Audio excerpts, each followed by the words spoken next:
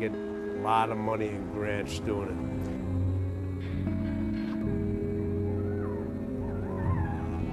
They had to break the doors in to get in there, but they exposed a lot. This is where Britches came out of, UC Riverside.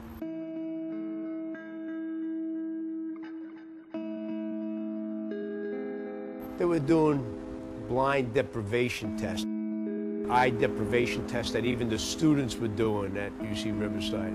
His eyes were stitched shut with very coarse sewing material, and then his head was bound up. Britches has a plastic contraption taped to his head at birth. This little neurotic monkey who missed his mother so much. There was a noise that was constantly piped into Britches' head. I listened to the tape. The tape was screeching noises, just banging noises, sharp sounds that would make anybody flinch.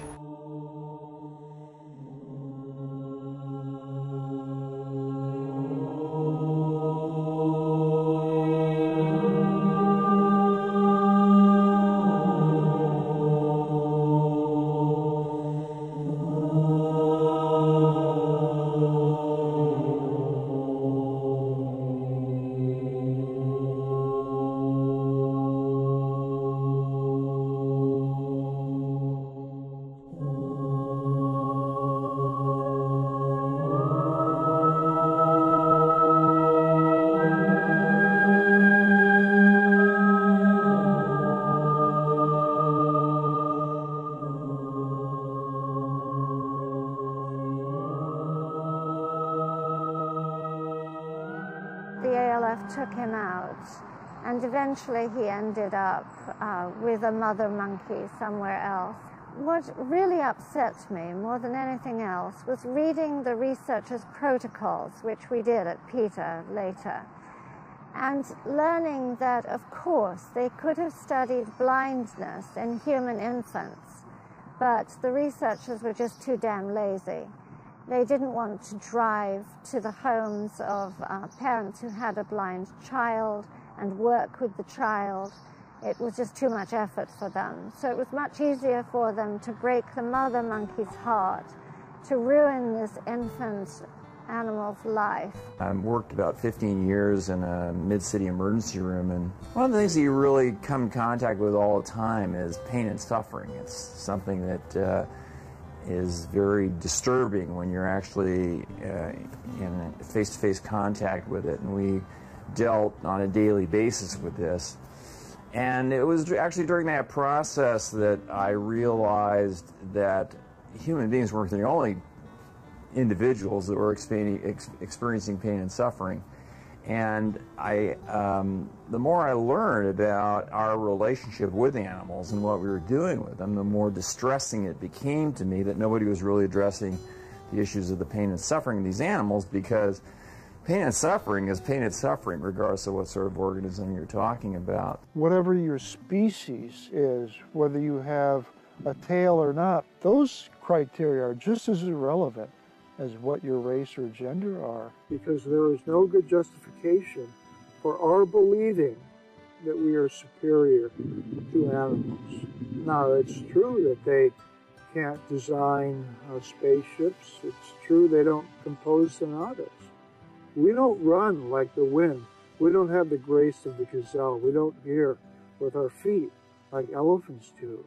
I do believe that our relationship with animals, our relationship with our natural world, is going to have a profound effect upon our ultimate fate. And when we take that next qualitative leap in our own thinking and our own moral evolution, then we will see that we have evolved.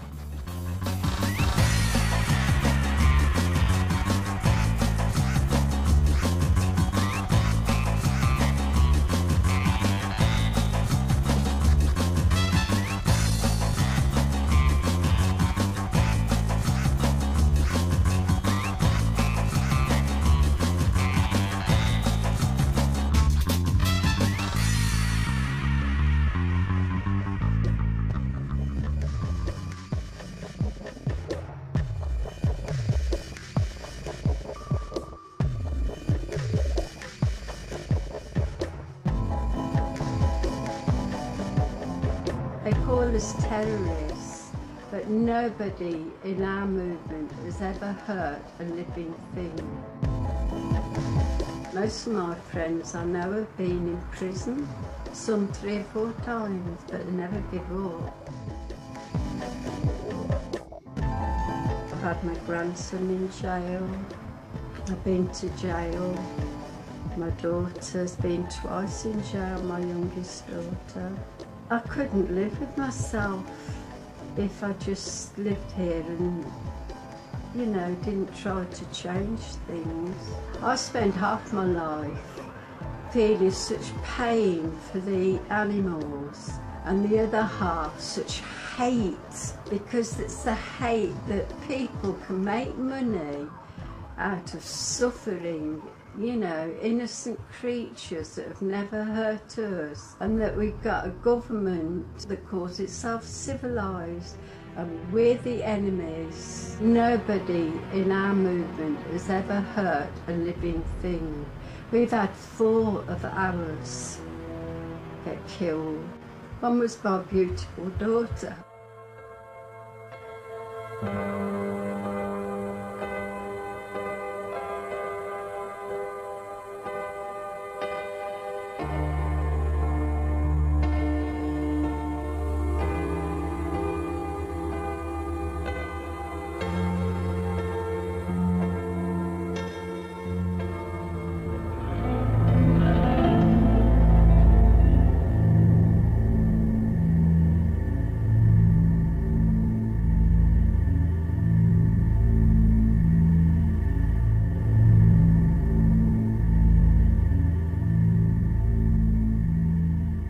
Julie always went and run up. She always put her hands up like that, and she'd always be took away by a copper. We've got our lives on hold for this, and we will be until it stops. Even if someone gets hurt. Yes. Someone will eventually get hurt. Oh Lord, how many times will I die? With every heartache, tear that I Caring, lovely human being. will I find my path? Oh Lord, how hard I try. How many times will I die? And she didn't deserve to die. Oh Lord, how many songs? We were all pushed behind this barrier of police, and the lorries would come in, and it all went quiet. And then somebody said, "There's somebody under a lorry." I knew it was Jill.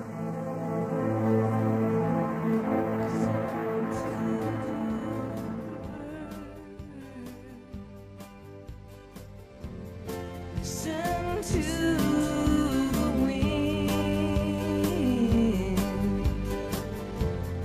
If you listen to the voice inside, you will not have to ask me again.